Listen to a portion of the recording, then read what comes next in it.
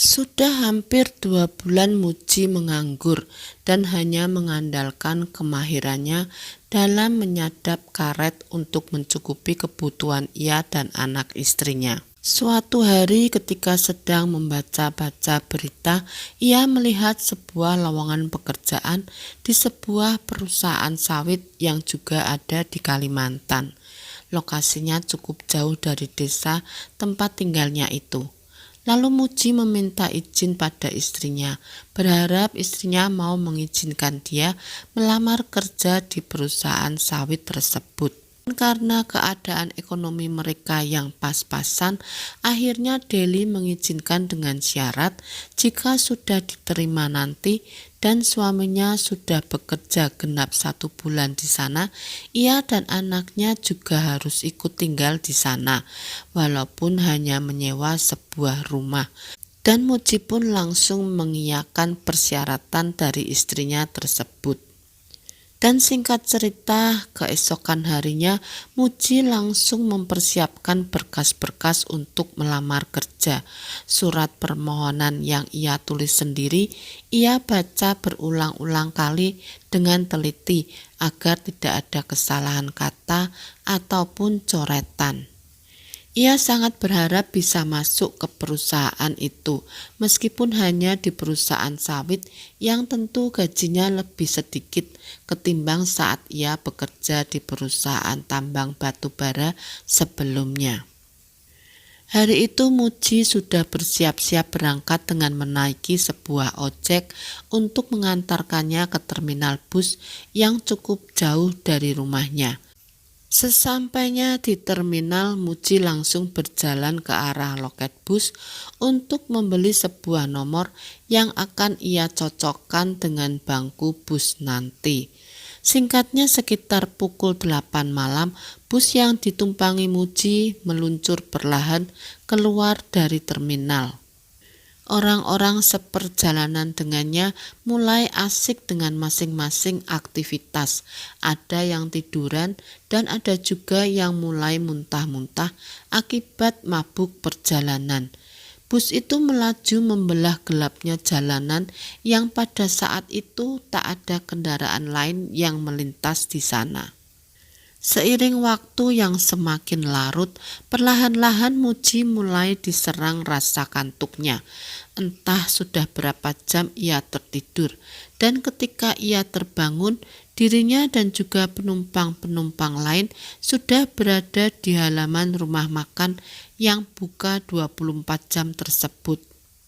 Muji melangkah keluar meskipun ia tidak bermaksud untuk makan di rumah makan itu. Sejenak Muji duduk berselonjor tak jauh dari bus. Ia menatap orang-orang yang memenuhi rumah makan tersebut.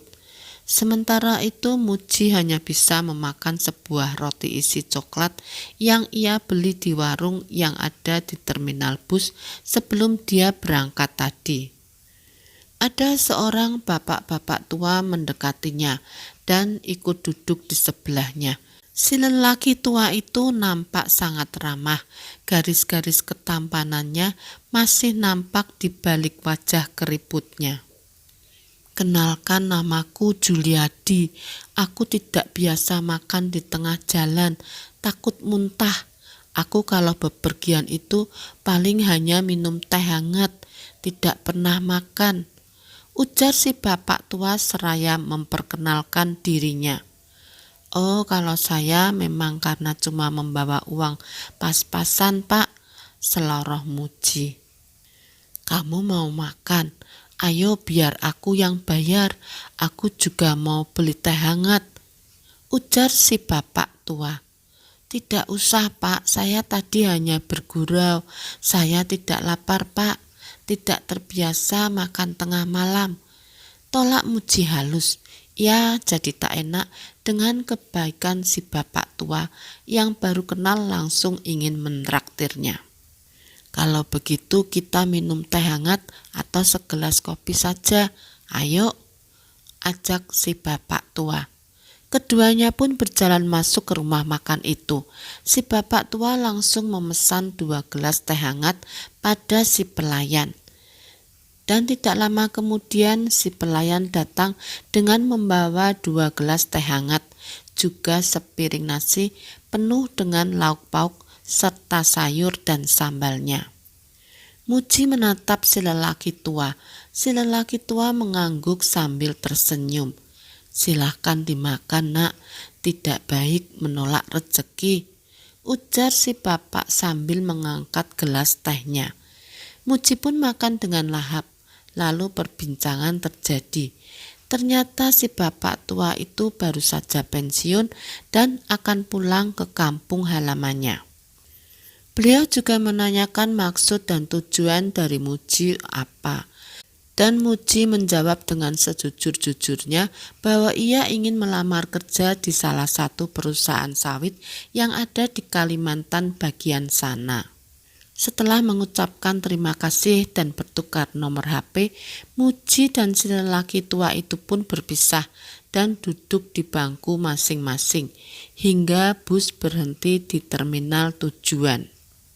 Muji menarik napas lega saat turun di terminal tujuannya. Sekarang ia tinggal bersiap-siap membersihkan dirinya dan akan bersiap-siap ke perusahaan yang membuka lowongan itu.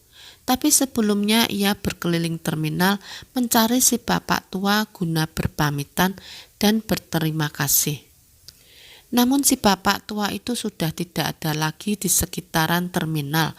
Mungkin ia sudah naik taksi atau ojek yang akan mengantarnya pulang ke rumah, pikir Muji, lalu berjalan ke arah kamar mandi yang ada di terminal. Setelah mandi dan berpakaian, Muji pun langsung mencari ojek untuk mengantarkannya ke perusahaan yang ingin ia tuju. Namun kata tukang ojek itu butuh waktu 3 jam perjalanan baru sampai ke sana. Waktu yang cukup panjang bagi Muji, apalagi jalanan yang ia lewati hanya separuh-separuh beraspal, itu pun sudah berlubang dan rusak. Juga jalanan bertanah kuning yang berdebu membuat mata Muji menjadi sakit.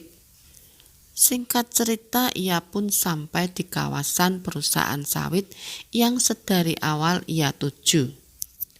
Setelah menyerahkan berkasnya, Muji langsung dipersilahkan keluar. Berkas-berkas itu nantinya akan diseleksi terlebih dahulu. Dan semoga saja aku akan diterima. Batin Muji penuh harap. Dengan uang yang hanya bersisa 200.000 itu pun, ia langsung pergi dengan berjalan kaki menyusuri jalanan berdebu tersebut. Muji berniat akan mencari pekerjaan sampingan sambil menunggu hasil berkasnya keluar, apakah ia diterima atau tidak. Muji dihadapkan dengan jalanan bercabang di depannya. Ia lupa belokan mana yang harus ia pilih. Lalu setelah beberapa saat berpikir, Muji mengambil jalan sebelah kiri. Namun saat ia memasuki jalan itu, perlahan-lahan debu-debu yang pekat beterbangan menghilang. Jalanan itu indah dengan berbagai bunga menghias di sisi-sisi jalannya. Ia juga mulai berpapasan dengan orang-orang di desa tersebut yang sedang beraktivitas. Ada yang membelah kayu kecil-kecil biasanya untuk kayu memasak. Ada juga yang sedang memberi makan ayam dan ada juga yang menggiring bebek-bebeknya keluar kandang. Desa itu benar-benar asri dan indah, apalagi warganya yang sangat ramah. Mereka tak ragu-ragu menyapa Muji, bahkan ada beberapa yang mengajak dan memanggil Muji untuk mampir di rumahnya. Muji yang memang pada dasarnya tidak enakan itu pun akhirnya mau diajak masuk ke dalam rumah oleh salah satu warga di sana yang bernama Pak Tuki. Di dalam rumah itu Muji juga dihampiri oleh warga lainnya yang merupakan tetangga Pak Tuki, dan mereka pun mengajak Muji untuk mengobrol dan berbincang-bincang.